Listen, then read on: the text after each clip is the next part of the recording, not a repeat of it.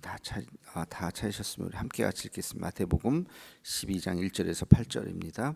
그때에 예수께서 안식일에 밀밭 사이로 가실새 제자들이 시장하여 이삭을 잘라 먹으니 바리새인들이 보고 예수께 말하되 보소서 보시오 당신의 제자들이 안식일에 하지 못할 일을 하나이다. 예수께서 이르시되 다윗이 자기와 함께 한 자들이 시장할 때에 한 일을 잃지 못하였느냐. 그가 하나님의 전에 들어가서 제사장 외에는 자기나 그 함께 한 자들이 먹어서는 안 되는 진설병을 먹지 아니하였느냐. 또 안식일에 제사장들이 성전 안에서 안식을 범하여도 죄가 없음을 너희가 율법에서 읽지 못하였느냐.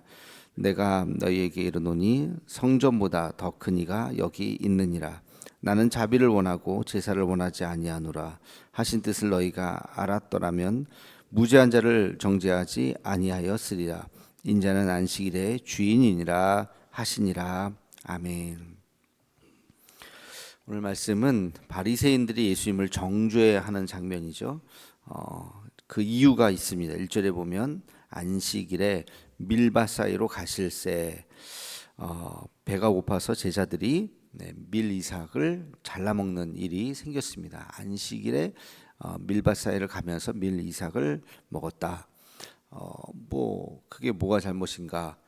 사실은 뭐 잘못은 아니죠. 그러나 그게 유대인의 율법에 보면은 그것은 잘못이에요. 안식일법을 어긴 것입니다. 안식일에는 해야 될 일과 하지 말아야 할 일이 엄격하게 규정되어 있어요.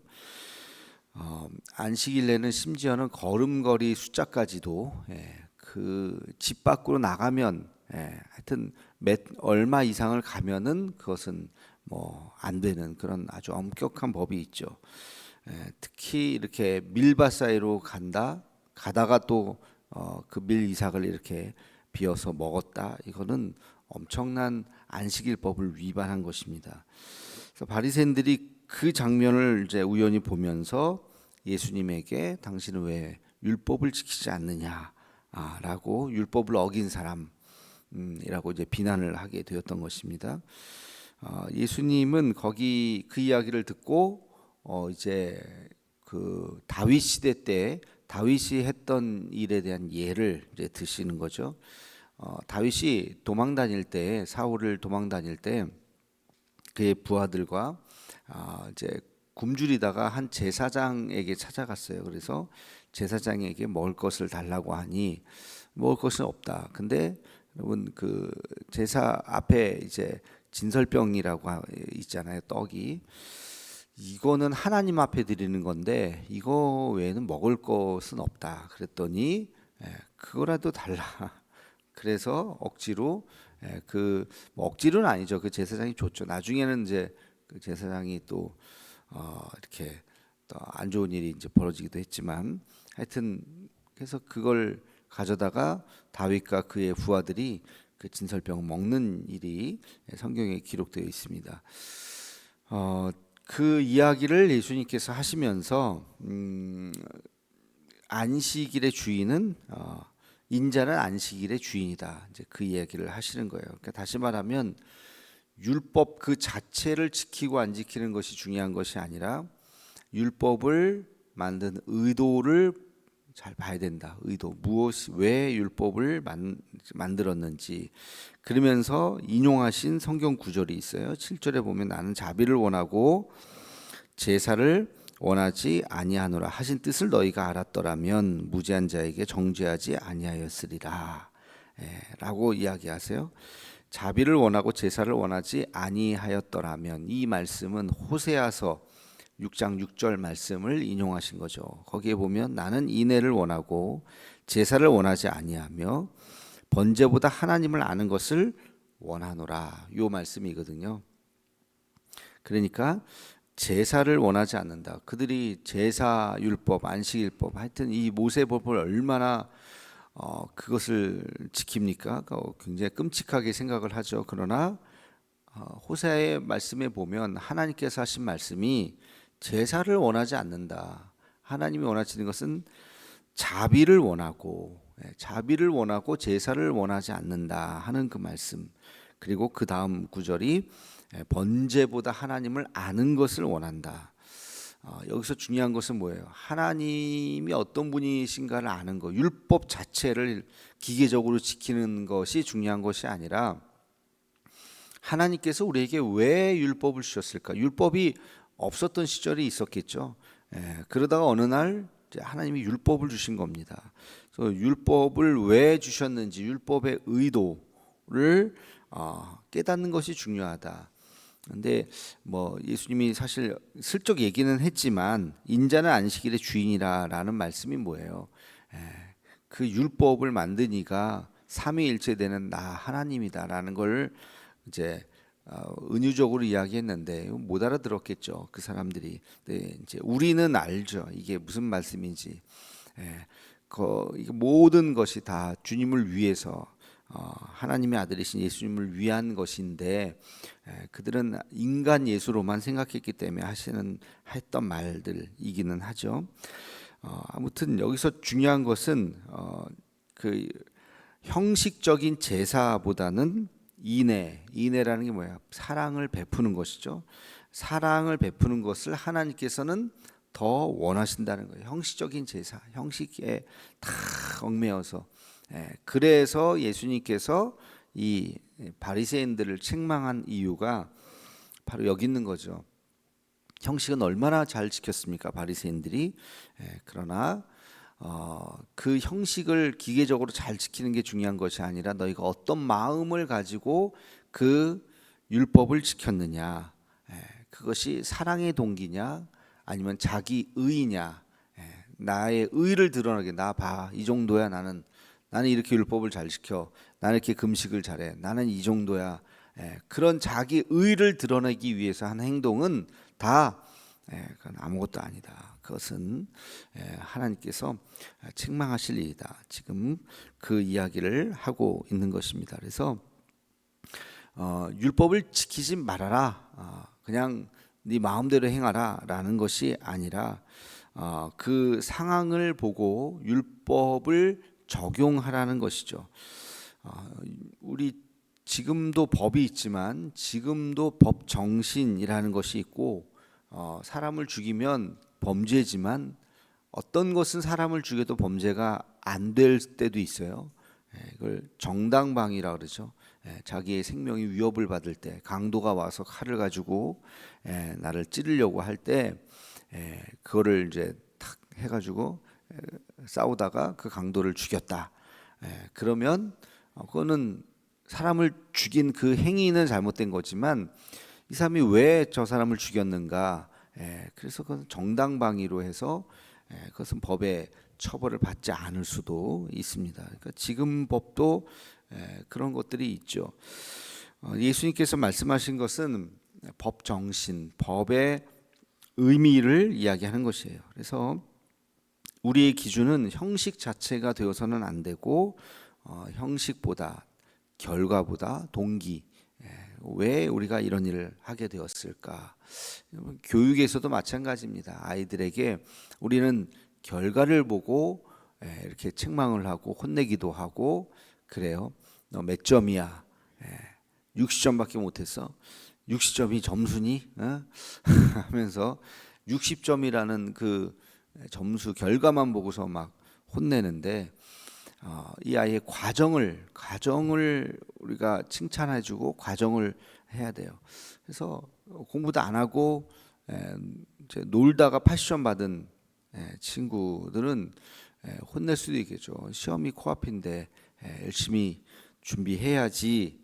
그렇게 80점이라고 80점 못한 건 아니죠. 그러나 더 잘할 수 있었던 그 과정이, 거꾸로 60점이지만 이 아이가 정말 열심히 노력을 해서 60점을 받았다. 그러면 수고하고 애썼다 하고 그 과정을 칭찬해 줄 수 있어야 된다는 것입니다. 그래서 밀 이삭을 잘라 먹은 결과만 볼 것이 아니라 왜 그것을 했는지, 왜 그런 일들을 벌이게 되었는지에 대해서 우리가 관심을 갖고 귀담아 들어야 된다.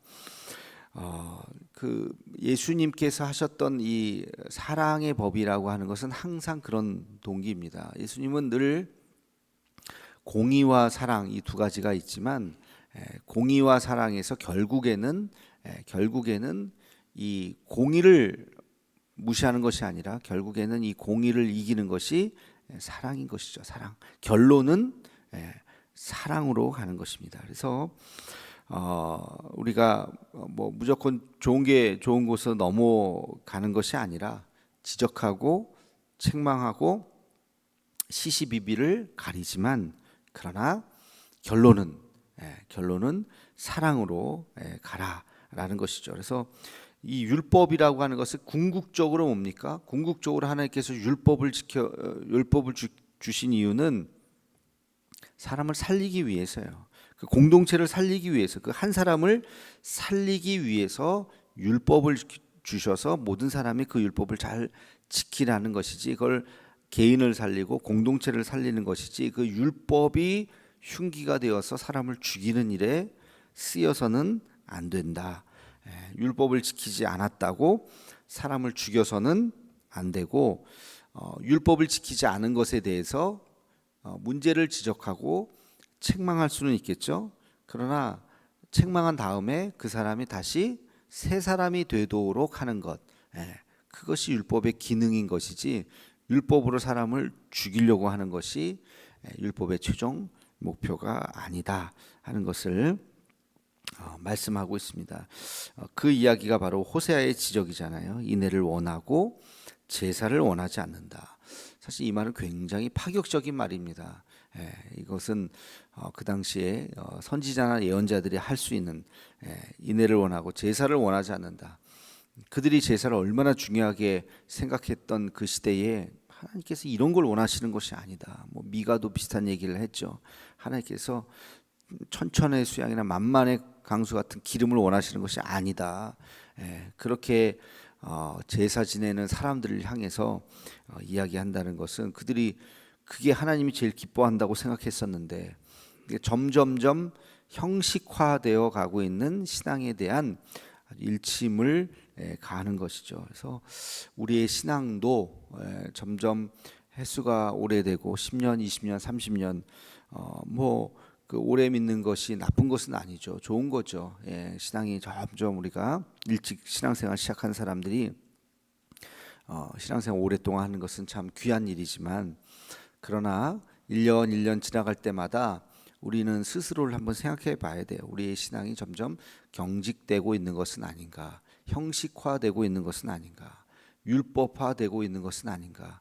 내가 의무적으로 그냥 기계적으로 예배를 드리고 신앙생활을 하고 교회 생활을 하고 교우들을 만나고 하는 것들이 그냥 너무 몸에 익숙해져 있고 몸에 배서 그냥 아무런 감동 없이 드리는 예배, 아무런 감동 없이 드리는 그런 봉사나 헌신이나 이런 것들이 나도 모르게 너무 형식화되어 있는 것은 아닌가. 그러면서 바리새인들이 자기 의에 빠졌잖아요. 나는 이 정도야. 그러면서 다른 사람들을 무시하고 은연중에 무시하기도 하고 대놓고 무시하기도 하고, 그런 일들이 오랫동안 신앙생활을 하는 사람들에게 혹시 나타날 수도 있는 것입니다.